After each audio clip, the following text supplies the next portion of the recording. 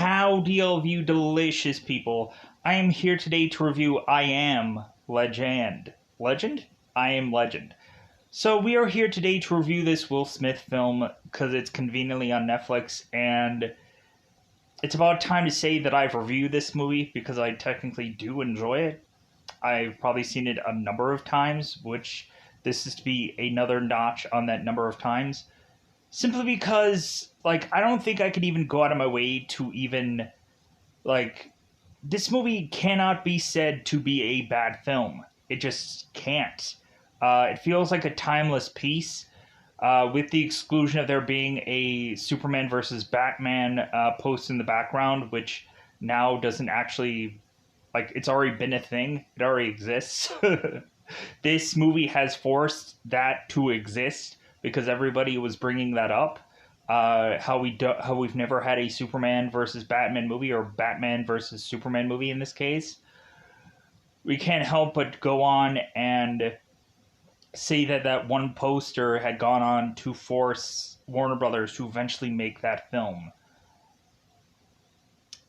Going into this movie, I can't even grade this movie. I would just say that this movie deserves a pass, because everyone will eventually go on and see it. If you haven't already seen it, go ahead and see it. It's conveniently on Netflix right now, until it isn't. And so I would say everyone go out of your way to watch this film, because it is sad. It is a kind of a tear-jerker, whatever, for anybody that is to kind of cry a lot through films. Probably wouldn't suggest this film for people that love dogs or women and children and humans in general. Because just vaguely spilling it out there. So, going into this film, I would say, yeah, passable movie. Why do I need to even, go through and even vote on, oh, this is my overall feeling of this film? Because it's pointless. This is a great film. I enjoy it. I find myself every once in a while finding this randomly on TV somewhere. I'm like, let me see me that. Let me see me that movie. Even though there are some parts about this that is a long, drawn-out film, I still enjoy it. I still like it. We have some certain kind of repeating things that come through this film, where, of course, we have Will Smith's character, Robert, going on and consistently going to this one spot and going and mentioning that he has food, he has security, and that if anybody's hearing this, please, you are not alone. There's sometimes where he modifies it and he doesn't say the "you are not alone" thing. Sometimes, the time of which he says this is to sound different frequently throughout the film, because he only does it a whole once or twice, right? Sure. So, going into this film, I think I'm going to do this a very vastly different way than the movie actually does, because I'm not going to, I like one flow of a story and not have to chop things up, because they horrifically chop things up on purpose for this movie to kind of give you a flashback within a current time thing, and I don't like to do that.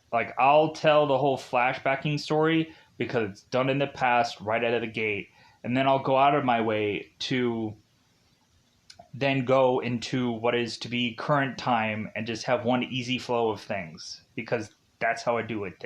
That's how I do things. So, when going into this movie, the teeing up version of it, what is it about? Well, this movie really is to be very similar to a Castaway or a World War Z kind of film. We have Will Smith mostly carrying, I would probably say, roughly 80% of this film. Roughly. Because there's kind of like a flashback thing, and there's also a thing towards the end of the movie also, kind of wrapping this up in a nice, neat little bow. But anyways, so, we can kind of debate, the fraction of how much Will Smith is really carrying this film. But anyways, we end up having Will Smith, who is to go on as Robert Neville, and is to try to stay in New York. Uh, there's confusion about me of whether this is like New York or Manhattan, because it kind of like it seems like most of the film was shot in Manhattan for the most point. I don't know, but like I'll say it's New York. So because Times Square and whatever, so I guess it has to be. So Will Smith is to go on as Robert Neville and is to try to stop the spreading of this infection that is to turn people into zombies that are to technically almost also be vampires in a way, because we end up also calling them the Dark Seekers in this movie. So they're either called infected or Dark Seekers, because these characters, once they are approaching the light, all of a sudden they're like, oh, like they're starting to eventually burn up, and they are starting to want to go back in the shadows to avoid eventually dying from this burst upon their skin hitting the sunlight. So while that's going on, we have Will Smith consistently trying to survive, scavenge for food, and go on and get a pretty impressive DVD selection just banged out. He's going through the G's at some point, and he's meeting up with certain mannequins named Fred, or some girl in the back, where we obviously see her in the possibly a adult section, because it seems like there's obviously some movies that they might have quite possibly tried to blur out in the background that are probably very on they're not exactly a certain kind of film, and maybe that's exactly what they just kind of shoved the shelves with all of these movies, so that way they wouldn't have to pay some kind of logo or some kind of fee. Maybe the whole entire building of there is to be some adult movies, so that way they wouldn't have to pay anybody by using any logos or something like that. Look at the backgrounds where I'm serious. Like, there's obviously, I was looking at the movies, I'm like, man, those don't look like the normal films. It doesn't look like a mockery of Pretty Woman or something. Like, it looks like some freaking some Debbie Does Dallas kind of stuff. I don't know what this was. So anyways, going back to the film, we go on and we have Robert Neville, who's trying to come up with a cure for this infection. And so while he is to consistently, slowly but surely go crazy, and to the point of him being able to just only have a dog named Sam to talk to, we also are to find out that Will Smith's actual daughter is in this film. We also end up finding out that Will Smith is to be able to also prophesize new movies coming out, but by a poster on some background. But we also go on and really have Robert and Sam go on to do a bunch of adventures together, which may or may not lead to Sam's possible danger, let's just say. So, for those of you, I might have to go on and say this. For those of you that may not, maybe you get very teary-eyed because maybe there's your pet is in poor health, or maybe you just don't like to eventually see a horrific scene going on with a pet in a film. Maybe this movie isn't exactly for you. But watch it anyways. It's sad. It's a sad film. So go out of your way to see this. Weirdly, there's also Shrek in this film. Seems that Will Smith is to be a fan of Shrek, to the point of him supposedly saying all the lines for the movie, but I'm not really quite sure he's actually saying all the lines. But who cares? Because when really looking at it, I'm not going to say all the lines that Will Smith is to say while watching Shrek, just because I don't have the memorization of that to memorize some other movie, because that's pointless. So, why would I go through that mimicry of line? So let's go into it. Let's go into I Am Legend, because it's about that time to go into spoiler time. Spoiler time, it's about that time to spoil this movie. So, in the very beginning of this film, we have, of course, a doctor going into some interview on some show, TV thing somewhere. So, we, of course, have Dr. Alice Crippen, who is to mention that she is to have gone on and put a vaccine into people that is to not just be a thing that is to cure some illness, it's a vaccine to supposedly help people. And the horrible thing is we turn around and have this vaccine turn everybody into big fat rage monsters, which is like, good job for that doctor. Yeah, she's like, yeah, it's gonna do like things better for the body. Yeah, by turning them into zombies, basically. Good work. Good work. So let's cover the stuff that leads up to eventually Will Smith going on and living his 3 years later moment that spurns from this Crippen interview. So Robert Neville is going on and taking both his wife and daughter, both Zoe and Marley, to try to get them out of town because they are going to quarantine this city off.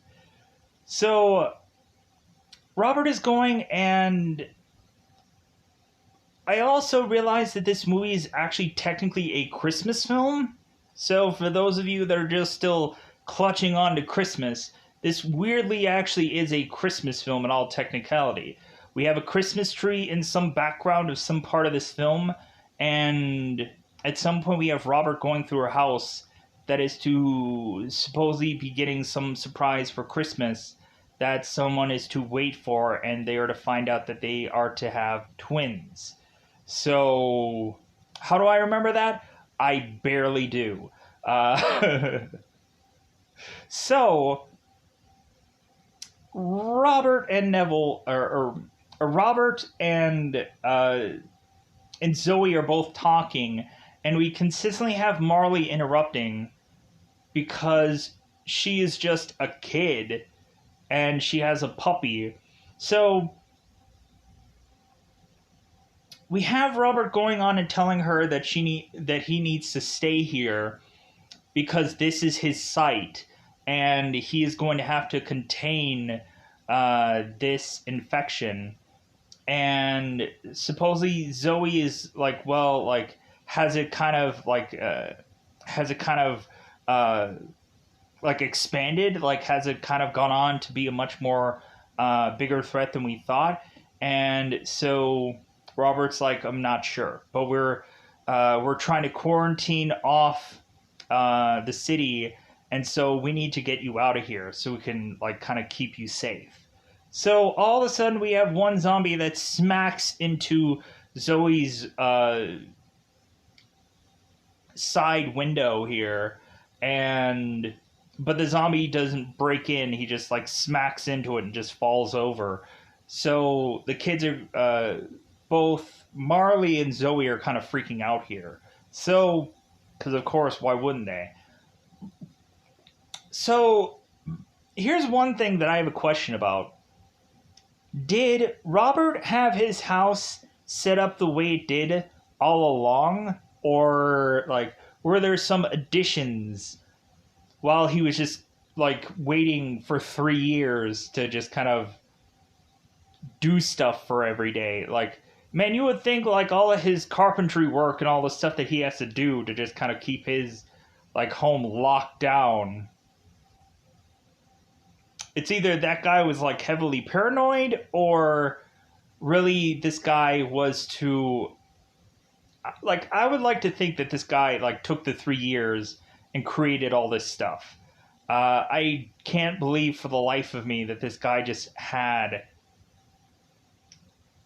like, it makes no rational sense for this guy to have every bit of this all locked down. So I guess we have to rationalize that for his home. So Robert goes on, and he is to, of course, take Zoe and Marley to this spot where people are getting helicoptered out. And so all of a sudden we have a number of people that look infected because there's blood coming out of their eyes, and like, please help me, my kid. And it's like, dude, your daughter is probably infected too. Sorry. Like, I'm not going to take a possibly infected kid, like, because I'm not going to die because of your kid, possibly. I'm sorry. No matter how much you want to cry, blood, just no. Doesn't make you seem human, but when you're crying blood, that's when you kind of cross the line of just like, nope. Sorry. So we go on, and we have, of course, Robert being a lieutenant, Robert Neville. And so he has some kind of sway when these guys are going and testing people. And so Marley is to be cleared, and Robert is to be cleared. Then all of a sudden Zoe isn't. And so Zoe is getting torn away from, of course, Robert. And Robert is telling them to test her again. She's fine. Test her again. They test her again. She comes off fine. I guess there was something weird. Maybe because she was holding a dog at a time. Not quite sure why she kind of tested the way she did. So we go on, and we have, of course, Marley and Zoe going into this helicopter. And so now Marley is to give Robert her dog, and he's like, oh, I can't keep a dog right now, but like, it's too late. They close the door. So we all of a sudden have Robert, tears in his eyes, just kind of watching as his family is to be ripped away from him. He's to supposedly mention that maybe in a week or two that they may be clear of this whole infection. He doesn't know. There isn't an exact timetable for this, because people aren't, like, there isn't seemingly a scientist whipping up a cure for this right here and now. So all of a sudden we end up having this helicopter that is to lift up, and right at this time we all of a sudden have these bridges that are to be freaking taken out by these jets. And so all these bridges are taken out, I guess, to stop an infection from breaking out, because they're trying as desperately as possible to really quarantine this city off. And maybe an infection is usually rising, not quite sure. So we go on here, and all of a sudden have one helicopter going and swinging its way to all of a sudden hit, of course, both Zoe and Marley's helicopter. And we just naturally assume that that helicopter had crashed or had exploded into the one helicopter and killed both Zoe and Marley. So now I'm going to have to go to a super awkward transition here, because now we're going into 3 years later. Robert Neville is now having his home, the home that he, I guess, just decided to soup up to have him be able to stay there during nightfall. And he is to kind of plan ahead to not have eventually these dark seekers go and seek after him, because he has kind of worked it out to where these things don't actually track him. I think he's dipping some chemicals where he steps, so these infected don't go to his doorstep looking for him, I guess. So we have Robert going out with Sam, and going out via Times Square to go and hunt for deer, because I guess that's the only thing that they can really go after. Because I guess maybe that's the least infected animal. I guess, I don't know. Maybe it's just a convenient animal for them to get. So while Robert is going out and getting this deer, we end up having a female and male lion jumping onto this deer, and so Robert is just like, like, I'll let them have that. Like, me and Sam will just leave and we'll come up with something else. So Robert and Sam go home, and we end up having, I think, Robert going on and watching some maybe pre-recorded news, pre-recorded stuff, like maybe some YouTube things of certain news or certain stuff or whatever. So Robert goes on and he is to go and give his dog a certain weird combination of dog food, because it's like it's spaghetti ragu, and he's tossing that in with of course like dog food, and he's like, well, hey, like here, exactly like you love it. Disgusting. So we go on and, of course, have Sam have the inability to want to eat vegetables. And so now Robert is telling him, it's like, well, hey, like, if anything, tomorrow you're going to eat, like, 2 things of vegetables, because, like, that's the right thing to do. Because really we're going to try to have Sam try to get this dog as healthy as he possibly can. So we go on here, and we, of course, have Sam going and taking, of course, Sam for a bath, and and they're listening to Bob Marley. Don't worry about a thing, ever the thing. Da, da, da, da, da, da. So we go on here, and we, of course, have both Robert and Sam eventually just kind of taking the day, and like that's all they can really accomplish. So they're going and waiting in this tub, just kind of wait out the night. So we also end up having at one point where Robert is to go to this Tower Records, to go through a, of course, rental thing. And he's just kind of picking through, and he's like, hey man, making it through the G's, and he's talking to all these mannequins. He's talking to certain mannequins called Fred, or any number of just mannequins, because there isn't any actual humans for him to really talk to. It's basically the equivalent of Wilson from Castaway that we're kind of approaching here. So we end up, of course, having the second time that both Robert and Sam end up going out, we end up having them again going and trying to chase a deer. To have them go on and chase a deer, that is to land them into a place that they should not go into.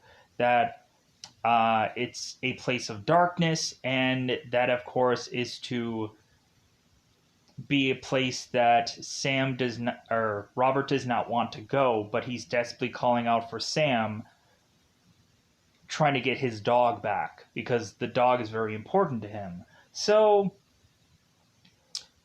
we go on, and we have, of course, Robert making his way through this dark, complex place, whatever it's called.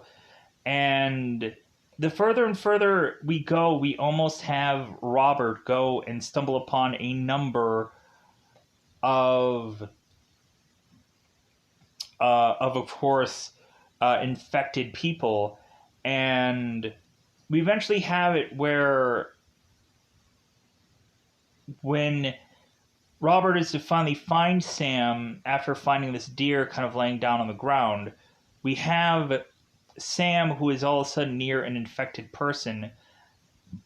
And so Robert has to shoot that infected person and then run off with Sam to scramble out of there.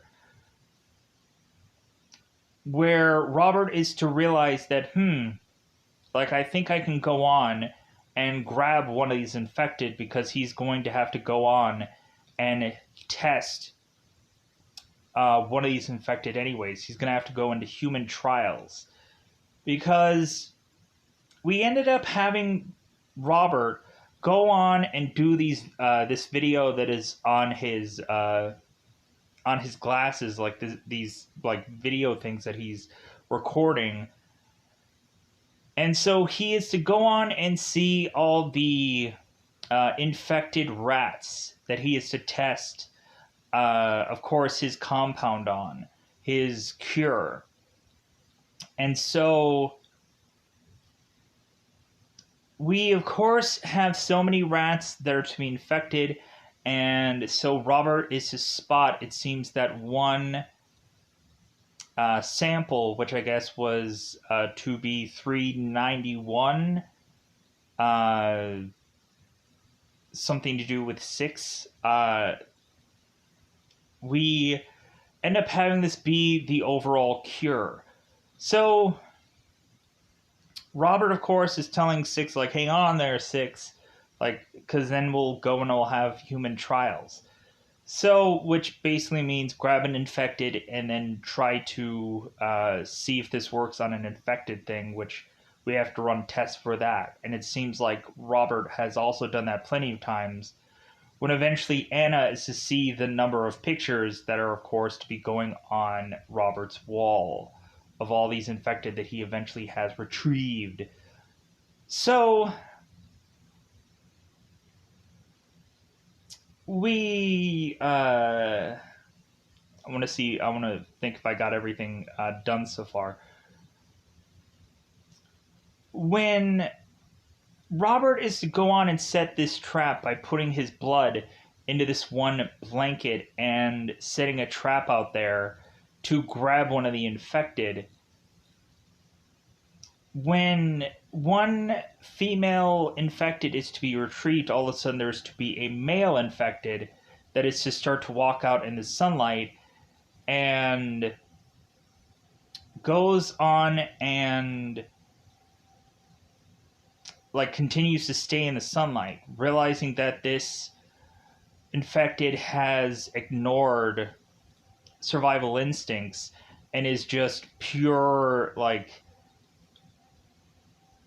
dumb, unintelligent. And so when Robert was to go on and test both his dog and himself after this whole adventure, Robert had gone and done notes and mentioned how this whole survival instinct is now absent in these infected, and there's just this primal urge to just want whatever they want, and they'll die to get it, because I guess there's just a shortage of food. So there's that.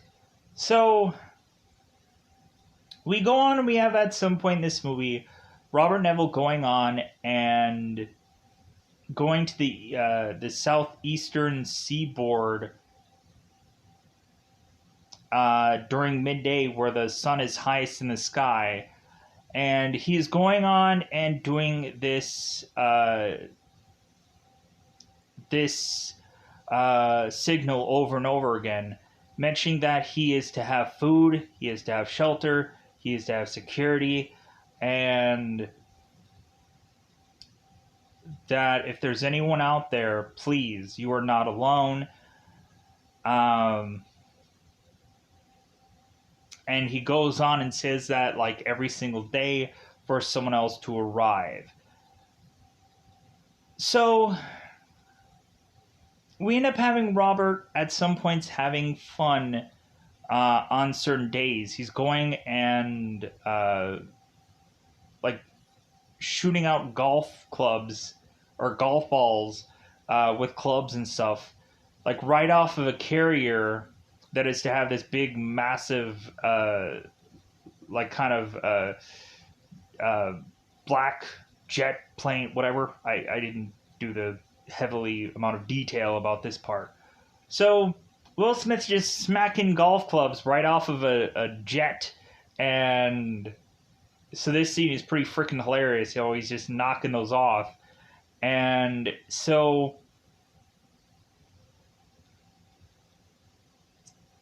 we, of course, end up having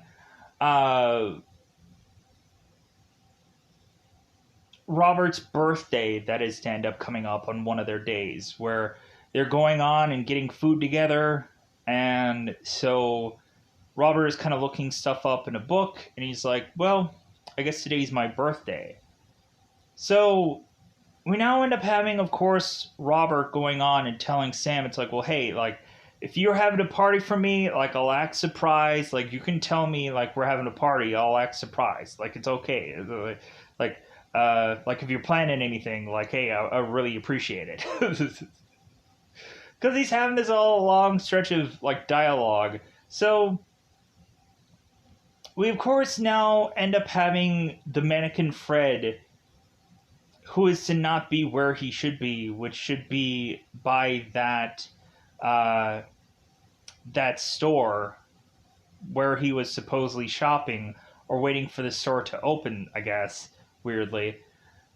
And so Fred, who's this mannequin, is just kind of waiting by Grand Central Station. And weirdly enough, I think at some point, you can correct me if I'm wrong, but it also looked like the head weirdly moved. I don't know why, it just seemed weird to me. So we all of a sudden have Robert, who loses his here. He's like, no, no! Fred, if you're real, tell me you're real, Fred. Fred, I will shoot you if you don't tell me you're real. Tell me you're real, Fred. So Robert just freaking starts blasting this mannequin, and so Robert heads to this mannequin and is to all of a sudden get a tripped or is to get a tripwire, like a trapped thing for him, and he is now hung upside down. And I guess now, since he smacked his head against the ground before going being hung, we kind of have Robert who gets knocked out here. So we have, of course, Robert getting woken up by his alarm telling him that it's almost nighttime. And so Sam is pelting away, like, hey, wake up, you stupid piece of shit. And so Robert is going on, it's like, hey, I'm okay, like, it's all right. So Sam goes on and is desperately trying to cut his rope, but he's like I bet like most of his body is kind of asleep also, because dangling upside down for a long stretch of time. So the sad thing of it is once Robert does finally get to cut that line, he all of a sudden has this knife go right into his leg as he falls. So now Robert is to crazily try and drag his way to his car because his car has a weapon. So all of a sudden now, as night is falling here, we all of a sudden now have these dark seekers now with these dogs this time, because we find out that also dogs can get infected too, and that is to kind of help us or tell us what is to happen next here. So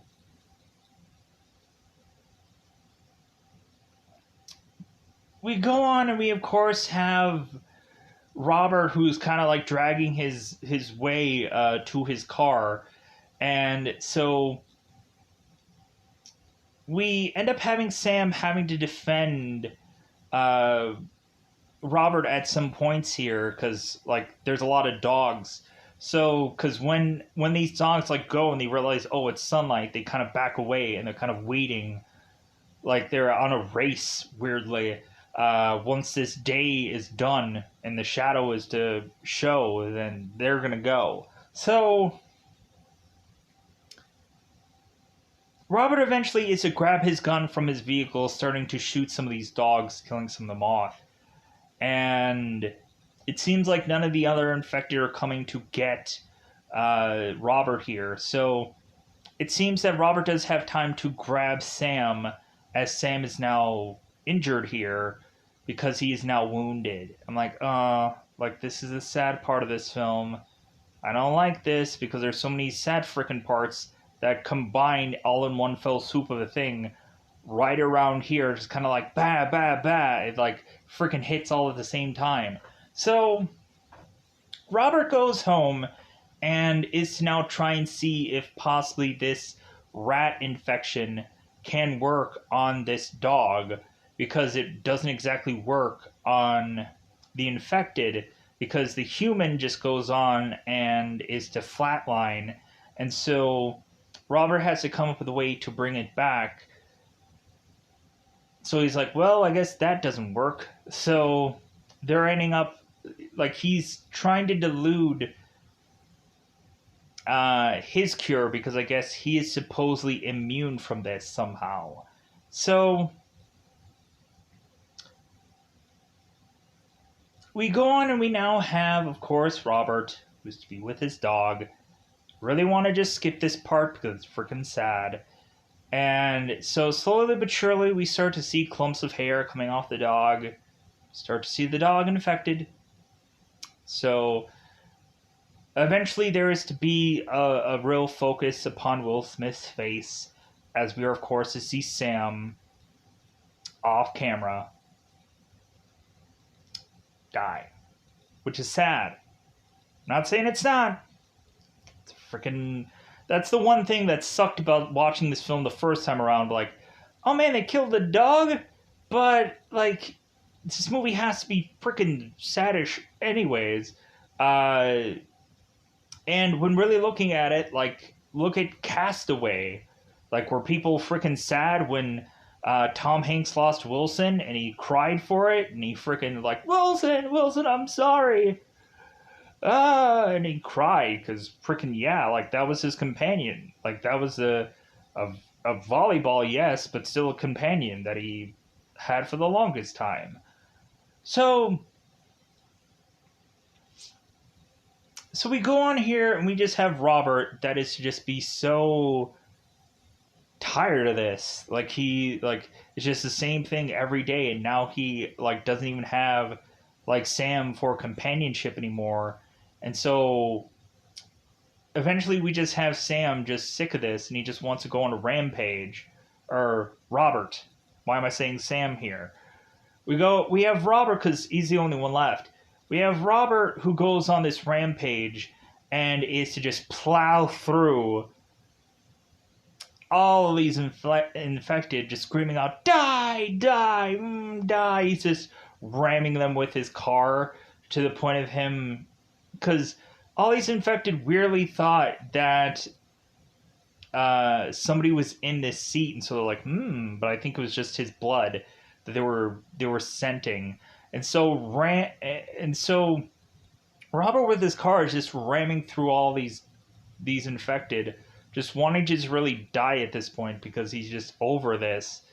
Because it's like these things have taken everything from him now.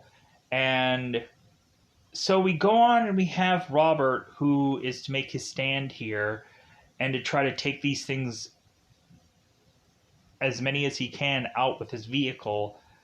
So all of a sudden we have Robert's car that flips over, and now all of a sudden we have both Anna and Ethan that are coming to Robert's aid. Well, I think it's just really Anna here, because I'm sure Ethan is just in whatever the car that they're in is in.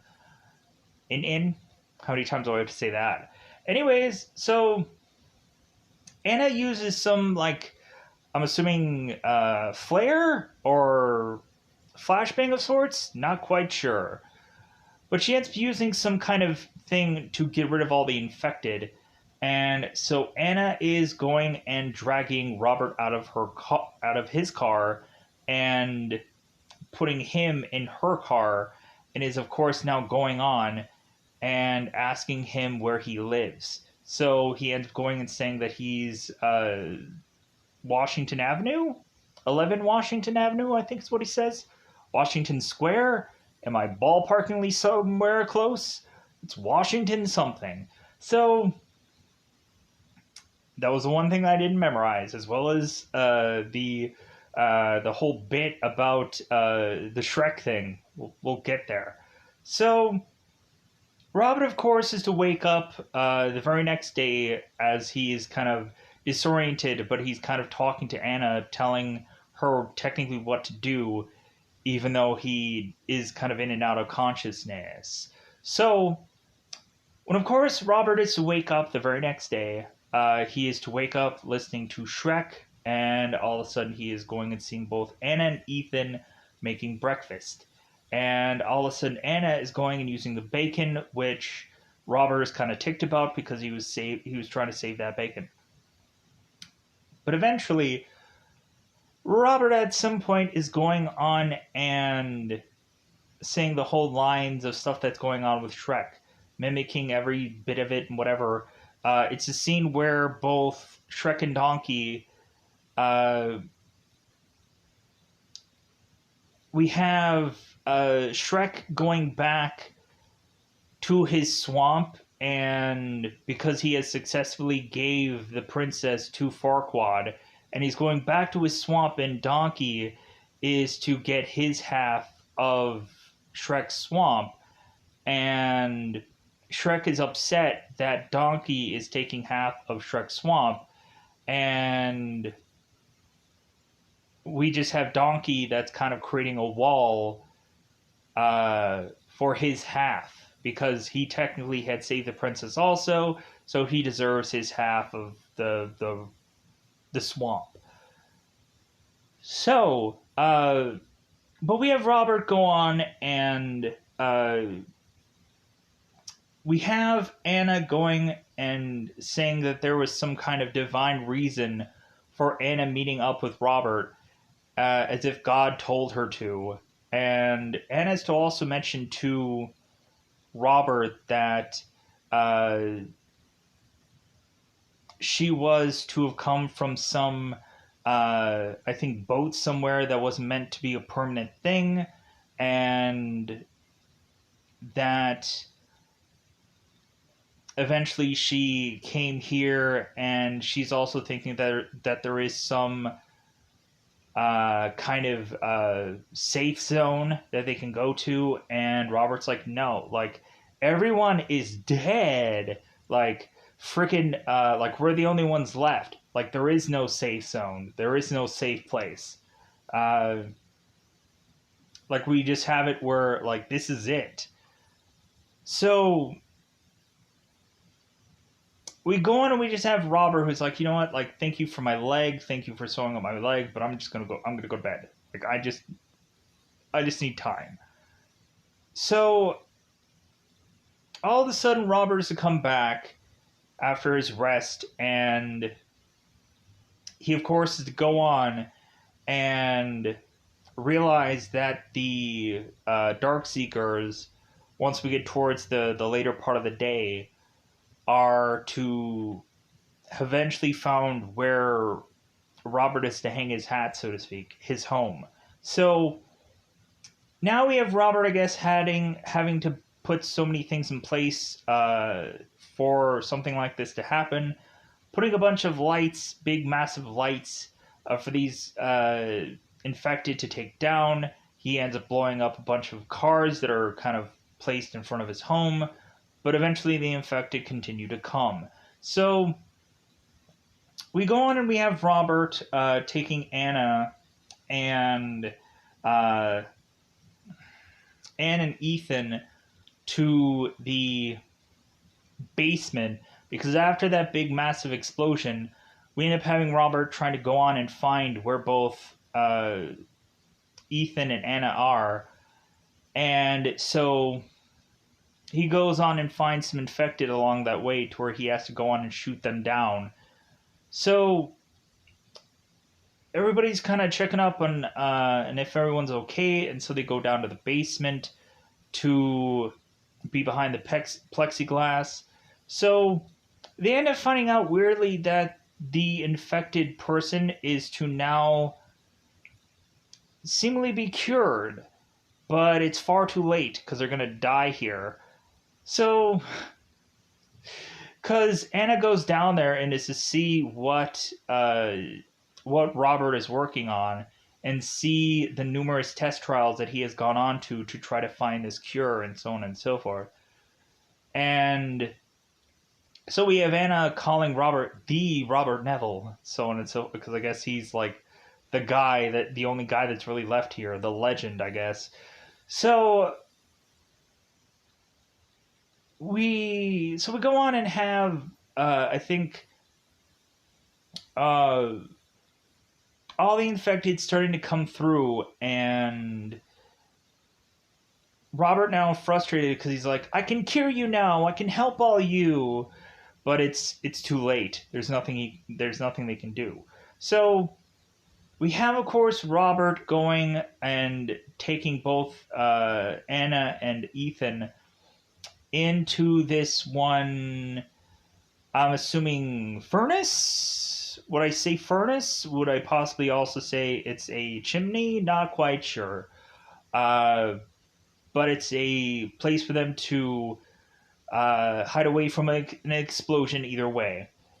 So we have Robert telling, of course, Anna here to wait till dawn and then come out of there. Because Robert is to now go and take and find this grenade after he goes and looks at a picture of his wife and daughter, and is to take this grenade and chuck it, well, not really chuck it, he kind of like is to bum rush one of these infected, and he's to explode with all of them, to then kill all these infected off, because he's saying like, well, hey, they're just going to keep coming no matter what we do, so I might as well just try and make my way here to just kind of put up some kind of defense. So, like, what if he would have just chucked the grenade and went into there? Like, maybe they wouldn't have got it back into there in time, but still, like, something could have happened. Because Anna is to mention that there's plenty of room. So, anyways, we go on here and we have Anna, who is to drive along with Ethan to make it to that safe point that she is to supposedly say that there was a safe point, or a safe zone. So we have, of course, Robert, who ends up giving this infected blood sample to Anna, saying that this is the cure, and for her to go on and take this to somebody to cure this infection. And so she ends up giving it to this military force that is at the doorway of this safe spot. And we now have it to where, like, there's a ending intro that is to say that Robert Neville is the legend, and so on and so forth, that he was to cure this zombie infection, blah, blah, blah. So the movie ends up going off. Everything is to be done the way it does, so I'm going to get out of here. I like this movie. I enjoy it. It's a great film. Even though it's freaking sad, I find it fun. For this one, I think I'm also going to get out of here. Yeah, it's all like fun. That seems weird. But you also have it to where it's like, well, hey, like, what if you're the last guy left on planet Earth? What would you do? There's always that question. Here's also one thing that I forgot to mention. Last Man Standing would go on and be the only one that I've seen that does what technically Will Smith does here with talking with mannequins. And because in the Last Man on Earth, we had Will Forte that goes on and is to have a relationship with some mannequins, and he pretends that they are his girlfriends at some point. Like very rare amount of other things that goes out of the way to do that besides that show. So with that said, yeah, I think that's all I have a connection with this thing here. So check out check out Last Man on Earth. That actually is a really fun show. It feels somewhat close to this, but there's no zombie thing going on in there. It's just a lot of people doing whatever the heck they want because there's a big, I guess, massive budget going on with this movie. So I'm gonna go out of my way to say I'm gonna get out of here. Goodbye, everybody. Bye, everybody.